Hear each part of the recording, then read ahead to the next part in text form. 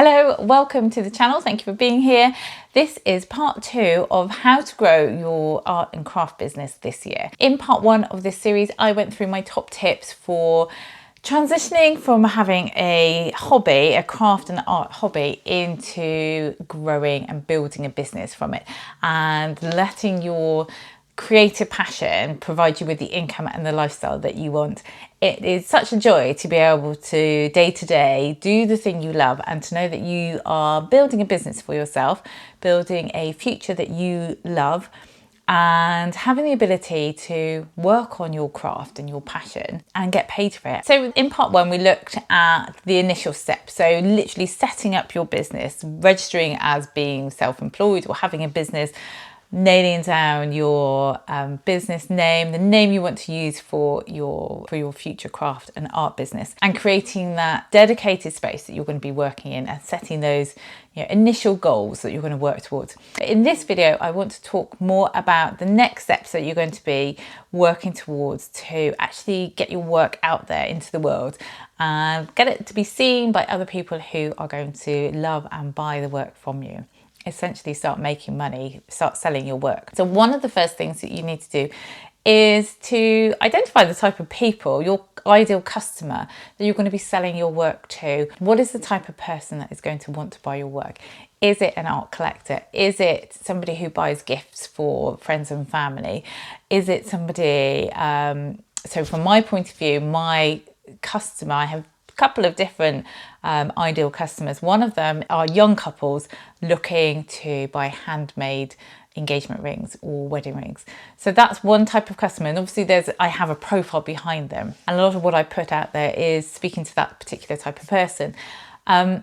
So your customer is going to be very unique to you. It may be that it's somebody who's already bought from you. It may be a version of yourself. It may be somebody completely different. So have a think, start to build up a profile of your perfect customer, the customers that's going to come back to you and say, I love your work, I want to buy it, show me more of it. I can't wait to fill my world with your work. So that's your ideal customer, and we want to try and nail down who that is. The next step that I want to talk about is building your signature style. What is it that's unique about your work compared to somebody else's? Is it that one little detail that you add in? Is it a process that you use in your art and craft? What is it that makes you different? So try and work towards identifying what your signature style is. We go through this in much more detail in the Handmade Business Academy, but just start to think about what is it that is going to make your work unique. And you may not come up with this straight away. It can take years to discover your signature style. It may be something a little mark that you put onto your work that's unique to you. Start looking at other artists, other creatives, and see if you can identify what ties all of their work together. What is their signature style? It may be really obvious. It may be something really small.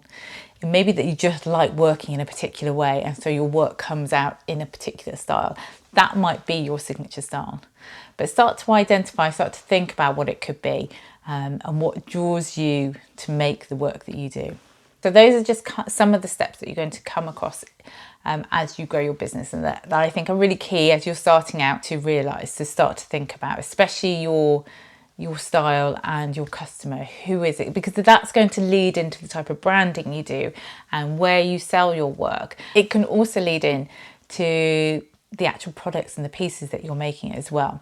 So it's a good idea to start thinking about it. You might not get it nailed in for a long time yet, but it's a good idea to start thinking about it at this stage. As your business grows, you're going to get busier and busier, both with juggling this new business that you're creating and also maybe your existing work if you're already working, or juggling your personal life as well. So it's going to get quite busy as you take on this new challenge, because growing a business, and especially starting a business in the early days, it takes a lot of work. It takes a lot of effort. It's really rewarding, can lead to so many different things. It keeps your mind active and enthused and buzzing with ideas. So it is a really fulfilling thing to be growing your own business, especially out of the passion and the craft and the art that you love doing. But it does take time. It does take hard work.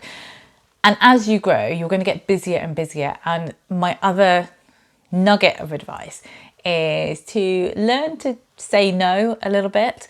Say no to certain things. You can't do everything. There is a finite amount of time. And if you want to dedicate time to growing your business, you're going to have to say no to some other things. So learn to say no to things. It doesn't have to be no to all your personal life. Sometimes it can be a no to a commission that you've been asked to do. So just be aware of your time constraints and what you're able to do so that you don't start to feel overwhelmed.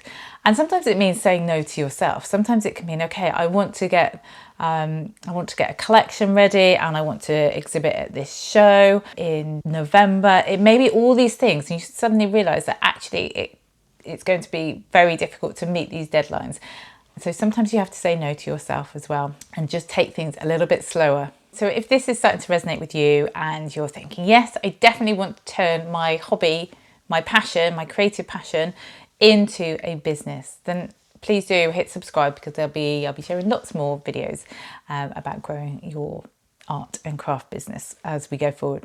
Another key step as you're starting out on this journey for business growth and moving from craft passion and craft hobby to a business is really defining your version of success and looking at what success means for you. It's going to mean something different for everybody. It might mean you might have a financial figure on success. It might be a lifestyle quantity on success. What is it that means success for you? And write that down and work towards it. If success for you means that you're able to continue working after you leave a particular job and continue to challenge yourself and develop skills and develop your creative passion and your business skills as well. If success for you means continued learning, then that is just as valuable as making X amount of money from selling your work. So define what success means for you, because it is different from everybody, from each other. It's not always about the financial reward from putting your own handmade work out there.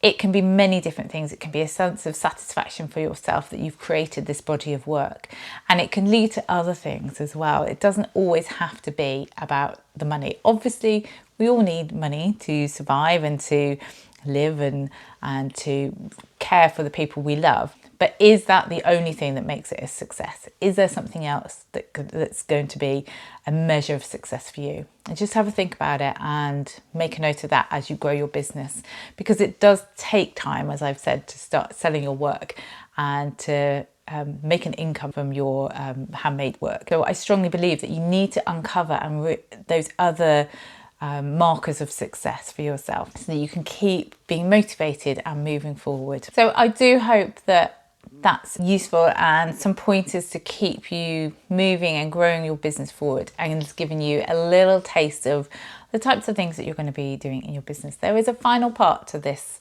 video series on setting up and starting your art and craft business this year. So do check out part 3 of this series, where I'll be sharing some more tips and tricks for growing your business. So please do hit subscribe and the like button to let me know that you found this useful. I would love for you to leave me a comment and let me know what type of art and craft passion you have that you're thinking about turning into a business. And if you've already turned it into a business, let me know in the comments as well. I'd love to hear from you. So check out part 3 of this video series, and I'll speak to you soon. Take care.